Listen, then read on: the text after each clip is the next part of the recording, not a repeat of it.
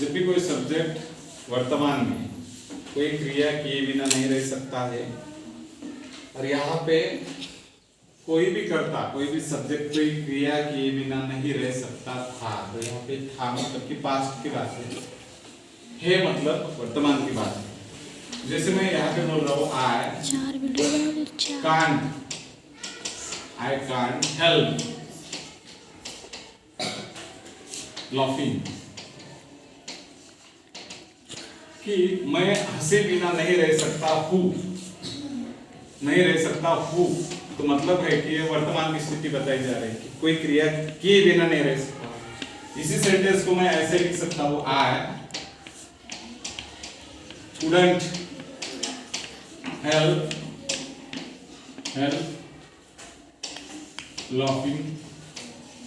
तो इसका मतलब होता है कि मैं हंसे बिना नहीं रह सकता था, तो यहाँ पे था का सेंस आ रहा है, कोई क्रिया किए बिना नहीं रह सकता था।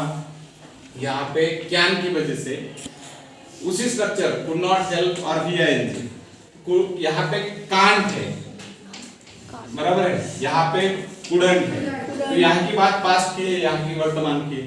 तो मैं जैसे ही बोलूंगा कि मैं कोई क्रिया किए बिना नहीं रह सकता हूँ, जैसे मैं बोल रहा हूँ कि मैं अभी पढ़ाए बिना नहीं रह सकता हूँ, I could not help teaching to you, और मैं कल की बात अगर बोल रहा हूँ कि I could not help teaching to you, मैं तुम्हें पढ़ाए बिना नहीं रह सकता था, अभी मैं वर्तमान की बात बोल रहा हूँ कि मैं आपको बोले बिना नहीं रह सकता हूँ, I could not help talking to you, और मैं कल की बात बोल रहा हूँ I could not help talking to you, मैं तुम्हें बात किए बिना नहीं रह सकता था। मैं वर्तमान की बात बोल रहा हूँ कि I can not help learning, मैं पढ़े बिना नहीं रह सकता हूँ। अब पास्ट में आई कुड नॉट हेल्प लर्निंग, मैं पढ़े बिना नहीं रह सकता था।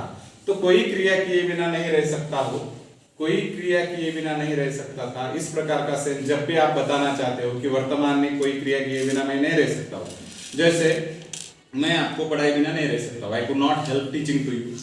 मैं वर्तमान पत्र पढ़े बिना नहीं रह सकता हूँ, I could not help reading a newspaper.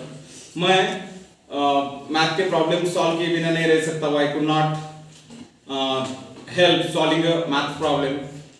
मैं अंग्रेजी वोकैबुलरी बढ़ाए बिना नहीं रह सकता हूँ, I could not help enhancing vocabulary. मैं इसी बात को अगर पास्ट में बताऊं तो क्या हो सकता है, आई कुड नॉट हेल्प के बिना नहीं रह सकता था, I could not help teaching to you, मैं तुम्हें पढ़ाए बिना नहीं रह सकता था। जब भी आप था की बात कर रहे हो, कोई क्रिया किए बिना नहीं सकता था, तो कुड नॉट लेने का है, हेल्प और भी आएगी। और जब भी आप वर्तमान की स्थिति में कोई क्रिया नहीं किए बिना नहीं रह सकते हो, तो कुड नॉट हेल्प भी आएंगे। इस प्रकार से सेंटेंस आपको लिखने हैं। जैसे मैं बोल रहा हूँ कि वो पढ़े बिना नहीं रह सकता था, नहीं रह सकता है, he cannot, he can't help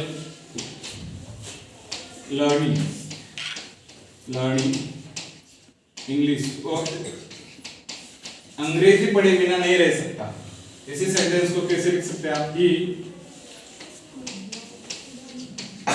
couldn't help learning English. वो यहाँ पे वो अंग्रेजी पढ़े बिना नहीं रह सकता है, नहीं रह सकता है, सकता है, और यहाँ पे वो अंग्रेजी पढ़े बिना नहीं रह सकता था।